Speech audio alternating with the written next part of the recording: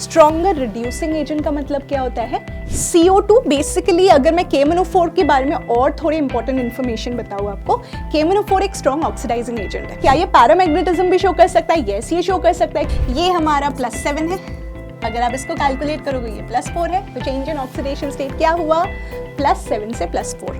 ऐसे कंपाउंड्स जो साथ में एग्जिस्ट कर सकते हैं, इसका मतलब है ये आपस में रिएक्ट नहीं करते। Hello everyone, welcome to extra marks NEET channel. ये है नीट के अनलिमिटेड प्रैक्टिस का प्लेग्राउंड। सो करते हैं यहाँ पे ढेर सारे क्वेश्चंस की practice and practice with AI की एक्स्ट्रा पावर। मैं हूँ डॉक्टर शोमी और आज मैं डिस्कस करने वाली हूँ इनऑर्गेनिक केमिस्ट्री का बहुत स्कोरिंग चैप्टर, एंड वो है D and F block elements. अब हम देखते हैं किस टाइप के questions D and F block elements में 2021 से 2025 तक आए हैं। अगर आप ट्रेंड देखो, सबसे ज्यादा questions general properties of transition element से आए हैं। अगर आप देखोगे एवरी ईयर एक क्वेश्चन तो आता है, और अगर आप देखो 2024 में यहाँ से 3 क्वेश्चंस आए थे। ठीक है, आपके डिस्क्रिप्शन बॉक्स में एक ओपन टेस्ट लिंक है, आप उसको क्लिक कीजिए, go and attempt the test, and मैं उसी टेस्ट के कुछ बहुत इंपॉर्टेंट क्वेश्चंस आपके साथ आज डिस्कस करने वाली हूँ। So let's start with the questions. अब सबसे पहले मैं कुछ questions trends in the properties of transition elements के डिस्कस करने वाली हूँ। हमारा पहला क्वेश्चन नीट 2024 का है, और यहाँ पे पूछा गया है the E0 value for Mn3 plus Mn2 plus couple is more positive than that of Cr3 plus Cr2 plus और Fe3 plus Fe2 plus due to the change of। इसका मतलब आपसे ये बोला गया है E0 value Mn3 plus Mn2 plus का क्यों पॉजिटिव होता है। अब E0 पॉजिटिव का मतलब क्या होता है? अगर standard reduction potential value positive होती है, इसका मतलब it has more tendency to undergo reduction. So इस टाइप ऑफ क्वेश्चन को हम कैसे सॉल्व करते हैं? पहले हमें इलेक्ट्रॉनिक कॉन्फ़िगरेशन के बेसिस में करना पड़ेगा। सो अगर मैं Mn3+ की बात करूं, Mn3+ का कॉन्फ़िगरेशन होता है 3d4, और अगर मैं Mn2+ की बात करूं, Mn2+ का कॉन्फ़िगरेशन होता है 3d5। सो अगर मैं Mn3+ की रिडक्शन की बात करूं, Mn3+ will gain an electron and will give you Mn+2।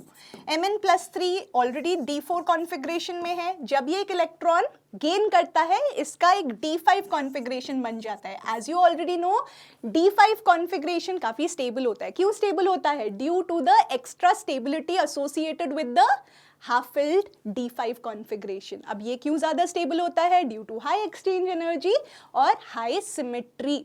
ठीक है, सो एज हम D4 से D5 के तरफ जा रहे हैं, तो ऑब्वियसली रिडक्शन टेंडेंसी इसकी ज़्यादा होगी। लेकिन हम ये भी चेक करेंगे कि Cr3+ टू Cr2+ में क्या प्रॉब्लम है। जब हम Cr3+ से एक इलेक्ट्रॉन गेन करते हैं और Cr2+ की तरफ जाते हैं, तो यहाँ पे अगर मैं Cr3+ की बात करूँ, सो इधर ऑलरेडी कॉन्फ़िगरेशन, सो क्रोमियम होता है आर्गन 3d5 4s1। अगर मैं Cr3+ की बात करूं, so this is nothing but D4 configuration. Okay, just a second.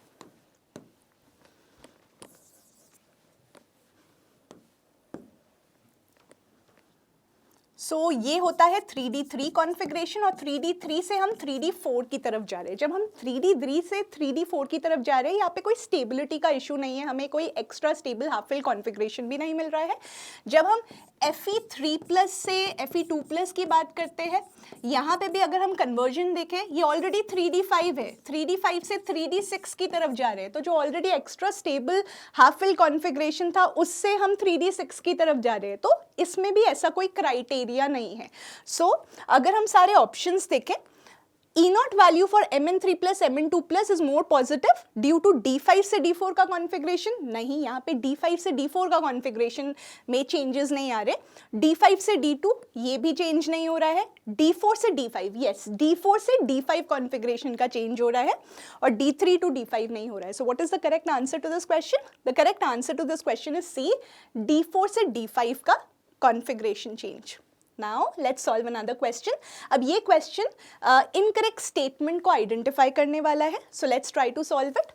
Identify the incorrect statement. पहला statement है interstitial compounds are those that are formed when small atoms like hydrogen, carbon or nitrogen are trapped inside the crystal lattices of metals. Yes, transition elements interstitial compounds form करते हैं जिसमें छोटे atoms like hydrogen, carbon और nitrogen ये crystal lattice के अंदर trap हो जाते हैं। तो ये करेक्ट स्टेटमेंट है। नेक्स्ट स्टेटमेंट है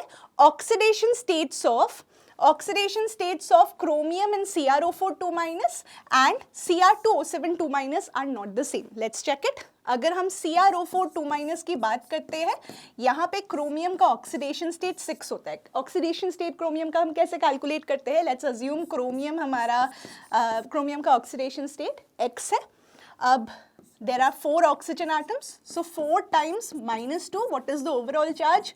-2. इसको कैलकुलेट करोगे तो क्रोमियम का ऑक्सीडेशन स्टेट +6 आता है। सिमिलरली अगर मैं Cr2O7 2- की बात करूं, यहाँ पे भी क्रोमियम का ऑक्सीडेशन स्टेट अगर मैं निकालूं 2x -14 कैसे लिखा? 7 into -2 किया है, that is equal to -2, 2x is equal to 12, x is equal to 6. So as you can see over here, chromate and dichromate दोनों के केस में क्रोमियम की ऑक्सीडेशन स्टेट सेम होती है। So the incorrect statement is definitely oxidation states of chromium in chromate and dichromate are same, they are not the same as incorrect statement. ठीक है, अब हम फिर भी C एंड D को एनालाइज करेंगे। Chromium 2+ D4 is a stronger reducing agent than Fe2+ D6 in water. इसका मतलब क्या है? स्ट्रॉन्गर रिड्यूसिंग एजेंट का मतलब क्या होता है? टेंडेंसी। अब रिड्यूसिंग एजेंट वही होता है जो खुद रिड्यूस नहीं होता लेकिन दूसरे को रिड्यूस करने में हेल्प होता है। तो बेसिकली क्रोमियम 2+ क्या करता है? वो खुद ऑक्सीडाइज होता है। ठीक है, so let's look at chromium 2+। अगर मैं बात करूँ, क्रोमियम 2+ हमारा D4 कॉन्फ़िगरेशन है। जब ये ऑक्सीडाइज करेगा तो ये बेसिकली हमें क्रोमियम 3+ देगा जिसका D3 कॉन्फ़िगरेशन होता है। अगर मैं D3 कॉन्फ़िगरेशन की बात करूं, अगर आपने क्रिस्टल फील्ड थ्योरी पहले से पढ़ा है तो आपको पता चलेगा कि यहाँ पे extra stable half fill T2G configuration हो जाता है जिसकी वजह से it is a stronger reducing agent than Fe2+ D6 in water, जिसमें ऐसा क्राइटेरिया नहीं होता है। सो बेसिकली अगर मैं बात करूं क्रोमियम 2+ स्ट्रॉन्गर रिड्यूसिंग एजेंट है, ये भी एक करेक्ट स्टेटमेंट है। अब मैं नेक्स्ट स्टेटमेंट की बात करती हूँ। The transition metals and their compounds are known for their catalytic activities. सबको पता है transition metals are known for their catalytic activities. कौन कौन से कैटालिस्ट यूज हो सकते हैं? आपने हाइड्रोजनेशन रिएक्शन पढ़ी होगी जहाँ पे हम H2 निकल, प्लैटिनम, पलेडियम यूज करते, they are all transition elements, right? अब ये क्यों catalysis, why do they show catalysis? This is because of their ability to adopt multiple oxidation states and to form complexes. ये बिल्कुल सही reason है। So, which is the incorrect statement? The incorrect statement to this question is B. Oxidation state of chromium in chromate and dichromate ion are not the same. ठीक है, now let me discuss one more question. यहाँ पे which one of the following ions exhibit DD transition? अब DD transition के लिए what is the criteria? DD transition होने के लिए हमारे पास एक D इलेक्ट्रॉन तो होना पड़ेगा, तभी D से D का ट्रांजिशन होगा। जब मैं DD ट्रांजिशन की बात कर रही हूँ, इमेजिन क्रिस्टल फील्ड थ्योरी में हम T2G से EG का ट्रांजिशन कर रहे हैं या EG से T2G का ट्रांजिशन कर रहे हैं, एंड पैरामैग्नेटिज्म एज वेल, मतलब इसके पास D इलेक्ट्रॉन्स भी होने चाहिए और पैरामैग्नेटिज्म मतलब अनपेयर्ड इलेक्ट्रॉन्स भी होने चाहिए। सो आपको इन A, B, C, D में से ऐसा आयन सिलेक्ट करना है जिसके पास एक तो D इलेक्ट्रॉन्स भी है और अनपेयर्ड भी है। ठीक है, सो लेट्स असेस। जब मैं क्रोमेट की बात करती हूँ, chromium is in the +6 oxidation state. So यहाँ पे जो कॉन्फ़िगरेशन है D0 है, सो दिस डजंट फुलफिल। जब मैं Cr2O7 2- की बात करती हूँ, यहाँ पे भी क्रोमियम की ऑक्सीडेशन स्टेट +6 है, राइट? अगर +6 है तो ये भी D0 कॉन्फ़िगरेशन शो करता है, तो यहाँ पे भी ये क्राइटेरिया भी नहीं हो सकता। अगर मैं बात करती हूँ MnO4- के केस में, यहाँ पे Mn की ऑक्सीडेशन स्टेट +7 है। मैंने आपको पिछले क्वेश्चन में ऑक्सीडेशन स्टेट कैसे निकालना है बताया है, आप खुद से भी ट्राई करो कैसे ऑक्सीडेशन स्टेट हम निकाल सकते हैं। ठीक है, सो +7 है तो यहाँ पे भी D0 कॉन्फ़िगरेशन है। अगर मैं MnO4 2- की बात करूँ, चलो मैं एक ऑक्सीडेशन स्टेट MnO4 2- का करके भी दिखा देती हूँ। X है मैंगनीज का oxidation state, +4 times -2 that is equal to -2। ठीक है, X निकल गया हमारा +6। अगर ये +6 कॉन्फ़िगरेशन को फॉलो करता है तो क्या मैं कह सकती हूँ कि इसका कॉन्फ़िगरेशन क्या होगा, D1। अगर इसका कॉन्फ़िगरेशन D1 है तो ये D to D ट्रांजिशन भी शो करेगा। अगर ये D to D transition show करता है, अगर आप इसको और अच्छे से देखो, क्या ये पैरामैग्नेटिज्म भी शो कर सकता है? यस, ये शो कर सकता है। क्यों पैरामैग्नेटिज्म शो करता है? क्योंकि इसके पास अनपेयर्ड इलेक्ट्रॉन भी है। So what is the correct answer to this question? D, MnO4 -। अब हम एक क्वेश्चन नीट 2025 का भी प्रैक्टिस कर लेते हैं। ये एक स्टेटमेंट बेस्ड क्वेश्चन है। ये इस टाइप के क्वेश्चंस भी बहुत कॉमन है फ्रॉम ट्रांजिशन एलिमेंट्स या DNF ब्लॉक एलिमेंट्स, जिसमें आपको स्टेटमेंट्स पूछे जाते हैं और आपको स्टेटमेंट के बेसिस में आंसर करना होता है। So let's assess it. Statement 1, ferromagnetism is considered as an extreme form of paramagnetism. बिल्कुल सही, it is definitely an extreme form of paramagnetism. Next यहाँ पे पूछा है statement 2, the number of unpaired electrons in chromium 2+ ion.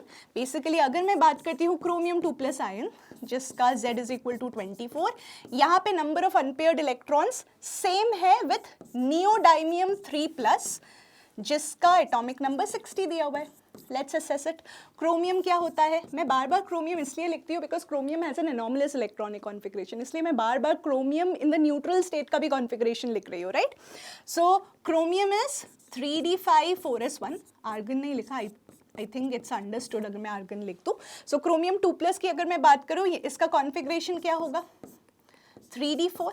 सो कितने unpaired electrons हुए? अगर 3d4 configuration है तो नंबर ऑफ अनपेयर्ड इलेक्ट्रॉन्स 4 है। हमें कैसे पता चलता है कितने नंबर ऑफ अनपेयर्ड इलेक्ट्रॉन्स है? Just try to fill it.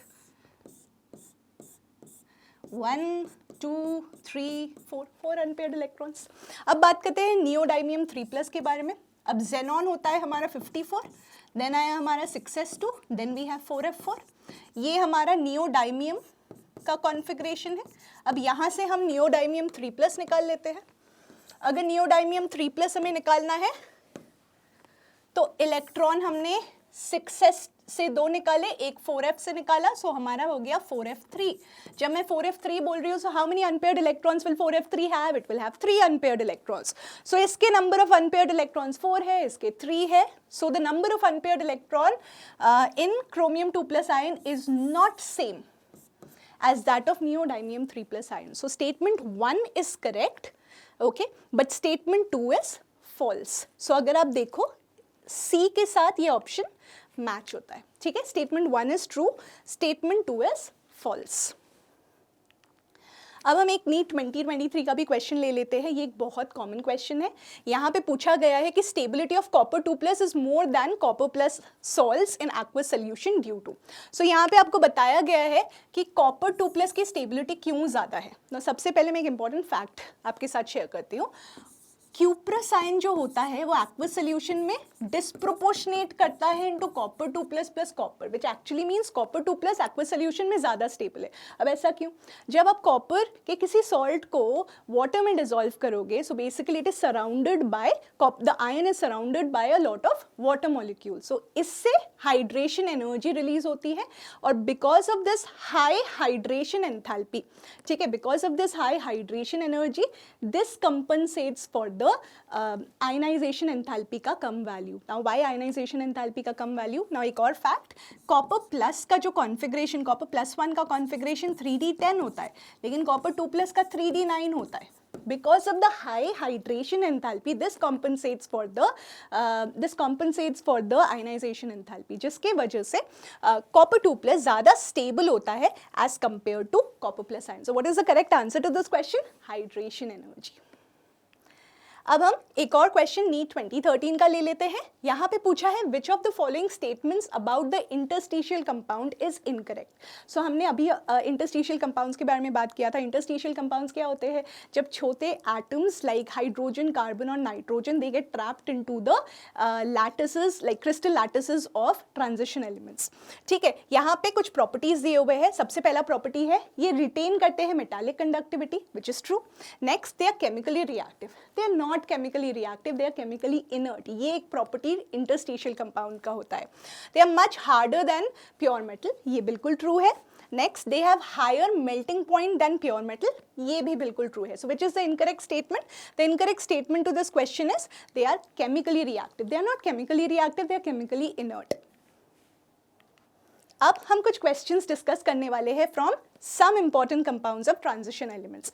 अगर आपको important compounds of transition elements के टॉपिक को रिफ्रेश करना है, आप एक्स्ट्रा मार्क्स के लर्निंग ऐप में जाइए, वहाँ पे आप सर्च कीजिए ट्रांजिशन एलिमेंट्स, आपको बहुत अच्छे अच्छे एनिमेशंस नजर आएंगे एंड उस एनिमेशन में से आपका बेस्ट एनिमेशन जो आपको लगे आप उसको बस क्लिक कीजिए एंड देन अगर आपको कुछ एनिमेशन से रिलेटेड क्वेरी है आप आस्क इट चैटबॉट में टाइप कर सकते हैं एंड आपको बहुत अच्छे अच्छे रिकमेंडेड वीडियोस मिलेंगे और आपकी कॉन्सेप्ट क्लैरिटी और ज़्यादा अच्छी हो जाएगी।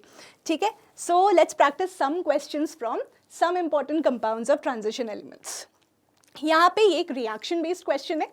The reaction of aqueous KMnO4 with H2O2 in acidic condition gives। ठीक है, क्वेश्चन बिल्कुल सिंपल है। यहाँ पे KMnO4 एंड H2O2 के रिएक्शन के बारे में बोला गया है। Let's try to do it. ठीक है, बेसिकली जब मैं बात करती हूँ KMnO4 के बारे में, KMnO4 is a very strong oxidising agent. So KMnO4 क्या करता है, MnO4 माइनस से Mn2 प्लस देता है।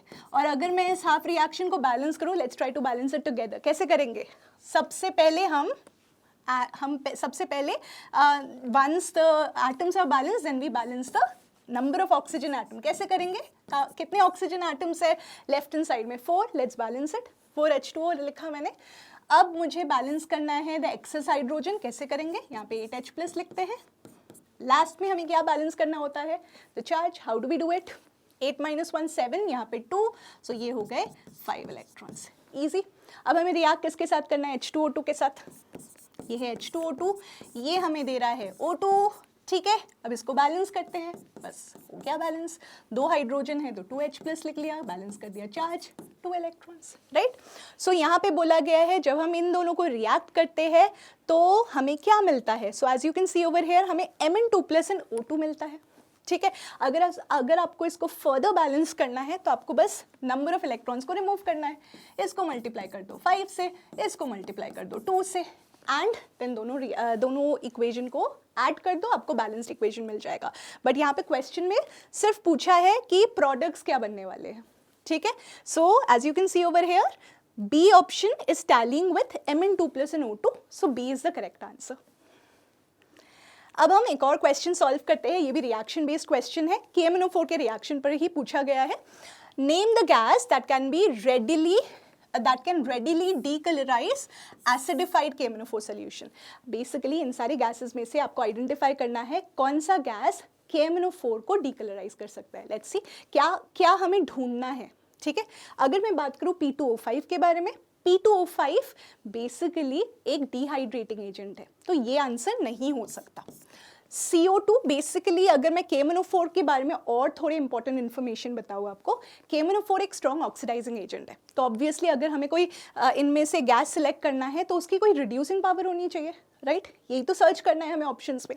सो CO2 भी नहीं हो सकता because since we are looking for एक ऐसा गैस जिसकी रिड्यूसिंग पावर भी हो, रिड्यूसिंग एजेंट की तरह भी बिहेव करे। तो let's identify that SO2। Yes, SO2 जरूर फॉल करता है इस कैटेगरी में because SO2 can give SO4 2- in that process and KMnO4 MnO4- हमें असिडिक कंडीशन में Mn2 प्लस दे देता है। ठीक है, again NO2 doesn't fall under this category क्योंकि NO2 भी ऑक्सीडेंट के फॉर्म में आ जाता है। ठीक है, so what is the correct answer to this question? The correct answer to this question is C, SO2. ठीक है, let's practice one NEET 2022 का भी question. In the neutral faintly alkaline medium, जब भी KMnO4 के क्वेश्चन सॉल्व करोगे आपको medium देखना है, असिडिक मीडियम है, न्यूट्रल मीडियम है या स्ट्रांगली अल्कलाइन मीडियम है। इसको बहुत अच्छे से पढ़ना होता है क्वेश्चन में। न्यूट्रल फेंटली अल्कलाइन मीडियम है, ठीक है, समझ गए। सो आपको दिमाग में क्या याद रखना है, अगर हमारा असिडिक मीडियम है तो MnO4- से Mn2 प्लस देता है, लेकिन अगर ये न्यूट्रल या फेंटली अल्कलाइन मीडियम है तो MnO4- से हमें क्या मिलेगा, MnO2। ठीक है, KMnO4 oxidises iodide to iodate, I- से IO3-, ये हो गया। ठीक है, अब KMnO4 the change in oxidation state of manganese पूछा है, वेरी सिंपल। ठीक है, MnO4- से MnO2 का चेंज हो रहा है। ठीक है, अब इसमें बस पूछा आपको change in oxidation state of manganese. Let's try to do it. ये हमारा +7 है, अगर आप इसको कैलकुलेट करोगे ये +4 है, तो चेंज इन ऑक्सीडेशन स्टेट क्या हुआ, +7 से +4. So let's look at the option. +7 से +3, no. +6 से +5, no. So what is the correct answer to this question? C, +7 to +4. ठीक है, अब कुछ क्वेश्चन सॉल्व करते हैं फ्रॉम इनर ट्रांजिशन एलिमेंट्स. ये है हमारा पहला क्वेश्चन.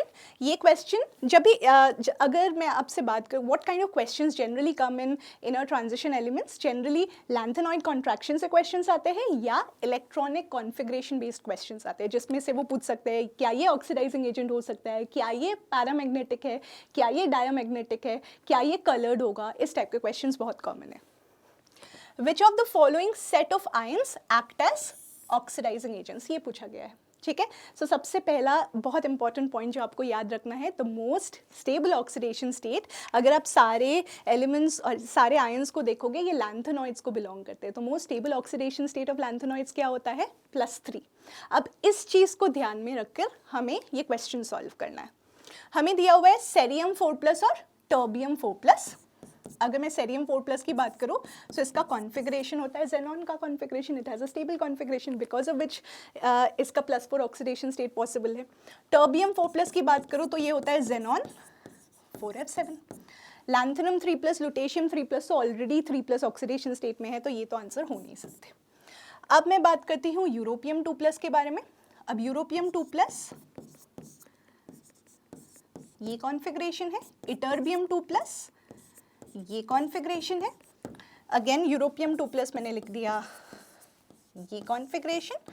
टर्बियम 3+, टर्बियम 4+, ये configuration. Now what is the most important point in here? हमें देखना है which can act as a oxidising agent. Oxidising agent का मतलब है जो रिड्यूस होकर +3 ऑक्सीडेशन में आ सके. So according to this +2 and +2 का combination will not fall under this category, क्योंकि ये ऑक्सीडाइज होकर +3 में जा सकते हैं. तो C can not be the answer. Europium 2+ and terbium 4+ का एक इशू है. यूरोपियम 2+ ये नहीं कर सकता, बट टर्बियम 4+ ये कर सकता है. So this cannot be the answer. So what is the correct answer to this question? The correct answer to this question is A, cerium 4+ and terbium 4+. Right? अब हम कुछ क्वेश्चंस डिस्कस करने वाले हैं trends and properties of lanthanoids के बारे में. पहला क्वेश्चन है pair of lanthanoid ions which are diamagnetic. अब डायामैग्नेटिक कब होगा लैंथेनॉइड? डायामैग्नेटिक ये तब होगा जब इसके पास F0 या F14 कॉन्फ़िगरेशन होगा. ये सिंपलेस्ट ट्रिक है टू सॉल्व सच क्वेश्चन. सो हमें क्या करना है, जितने भी हमें ABCD में ऑप्शन दिए हुए हैं हम सबके इलेक्ट्रॉनिक कॉन्फ़िगरेशन लिखेंगे. सेरियम 4+ हमने अभी लिख दिया था ज़ेनॉन. इटर्बियम, ठीक है. अब हमने सेरियम 3+ लिख लिया. अब मैंने यूरोपियम 2+ लिख दिया. ठीक है. अब मैंने गैडोलिनियम 3+ लिख दिया. अब मैंने यूरोपियम 3+ लिख दिया. अगर 2+ है 4f7, सो 3+ है 4f6. अब मैंने प्रोमीथियम का लिख दिया 3+ का, एंड समैरियम का भी लिख दिया. ठीक है. सो बेसिकली अब मैंने सारे इलेक्ट्रॉनिक कॉन्फ़िगरेशंस लिख दिए हैं. अब हमें क्या असेस करना है, किन के पास F0 या F14 कॉन्फ़िगरेशन है. As you can see over here सिर्फ A में ये क्राइटेरिया फॉलो हो रहा है. So what is the correct answer to this question? The correct answer to this question is A, cerium 4+ and ytterbium 2+. अब हम एक और क्वेश्चन लेते हैं. ये बहुत सिंपल क्वेश्चन है, ये नीट 2015 में आया है. इसमें गैडोलिनियम का हमें इलेक्ट्रॉनिक कॉन्फ़िगरेशन पूछा गया है. So gadolinium belongs to 4f series, right. Its atomic number 64 है, एटॉमिक नंबर भी मेंशन्ड है. Which of the following is the correct electronic configuration of gadolinium? So gadolinium का करेक्ट इलेक्ट्रॉनिक कॉन्फ़िगरेशन क्या है, ये पूछा गया है.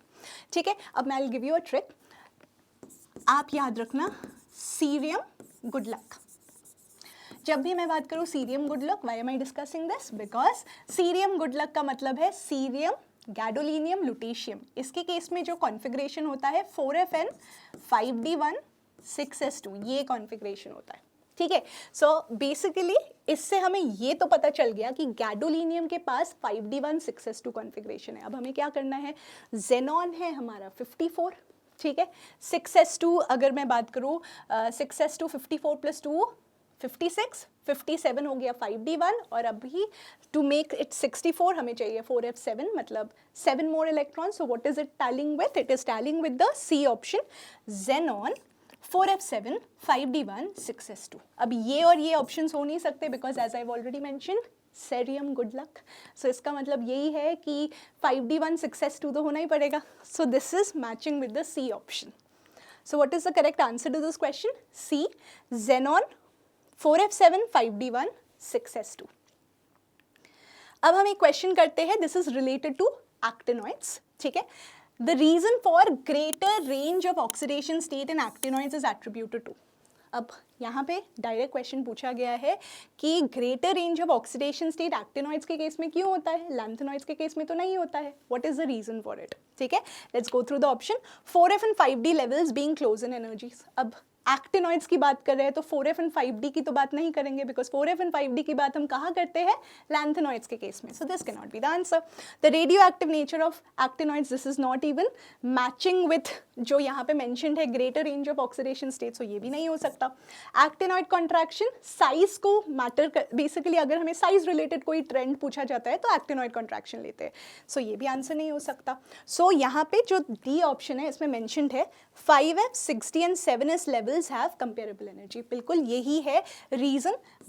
5f 60 एंड 7s के कंपेरेबल एनर्जी की वजह से ये तीनों ऑर्बिटल्स बॉन्डिंग में पार्टिसिपेट करते हैं because of which this is the greatest range of oxidation states in actinoids. So इसी वजह से एक्टिनॉइड्स के ज़्यादा ऑक्सीडेशन स्टेट्स पॉसिबल है.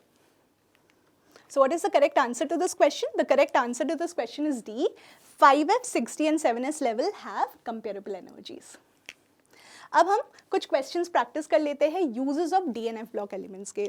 यहाँ पे मेंशन्ड है pair of compounds that can exist together. ऐसे कंपाउंड्स जो साथ में एग्जिस्ट कर सकते हैं. इसका मतलब है ये आपस में रिएक्ट नहीं करते, कोई रेडॉक्स रिएक्शन पॉसिबल नहीं है. ये सिंस कोई रेडॉक्स रिएक्शन पॉसिबल नहीं है इसका मतलब हमें ऐसे ऑक्सीडेशन स्टेट्स को आइडेंटिफाई करना पड़ेगा. Let's look at the first option. FeCl3 SnCl2. ये Fe3+ कॉन्फ़िगरेशन है. 10+2 chance of redox reaction 10+2 can get oxidized to 10+4 and Fe3+ reduce हो सकता है Fe2+ में. सो ये तो नहीं हो सकता.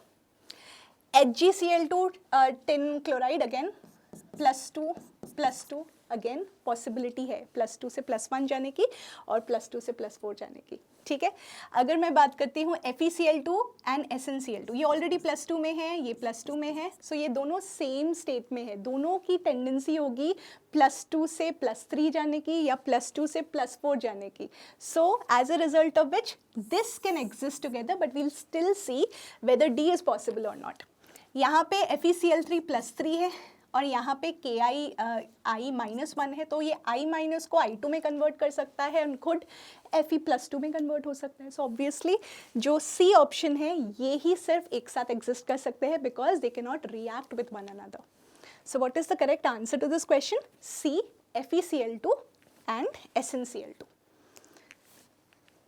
सो ये थे कुछ important questions from the open test. अगर आपने अभी तक ओपन टेस्ट को अटेम्प्ट नहीं किया है आप डिस्क्रिप्शन बॉक्स में ओपन टेस्ट लिंक को क्लिक कीजिए. Go and attempt the test quickly. अगर आपको इसके आगे कौन सा वीडियो देखना है उसका सजेशन चाहिए तो आई विल सजेस्ट कि आप कोऑर्डिनेशन कंपाउंड्स का वीडियो ज़रूर देखिएगा. और अगर आपको कोई कॉन्सेप्ट रिवाइज करना है to understand DNF block effectively आप केमिकल बॉन्डिंग का वीडियो ज़रूर देखिएगा. I hope you found this session helpful. For more practice based content subscribe to our extra marks NEET channel. Till then keep learning.